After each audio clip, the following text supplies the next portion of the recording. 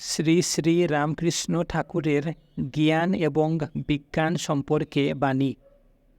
নারদাদি আচার্য বিজ্ঞানী, অন্য ঋষিদের চেয়ে সাহসী। যে মন পাশা খেলায় পাকা খেলোয়াড়, ছক্কা বাদা খেলতে পারে। কি চাও, 6 না 5? যা চাও সেটাই ঠিক পড়েছে। এমনই পাকা খেলোয়াড়। বিজ্ঞানীর কিছুতে ভয় নাই। সে সাকার নিরাকার সাক্ষাৎ করেছে, ঈশ্বরের সঙ্গে আলাপ করেছে, ঈশ্বরের সঙ্গে আনন্দ সম্ভোগ করেছে। তাকে সাক্ষাৎ করে অখণ্ডে মন লয় হলেও আনন্দ, আবার মন লয় না হলেও লীলাতে রেখে আনন্দ।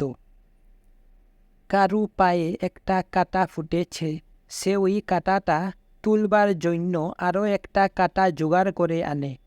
তারপর কাঁটা দিয়ে কাঁটা তুলবার পর 2টা কাঁটাই ফেলে দে।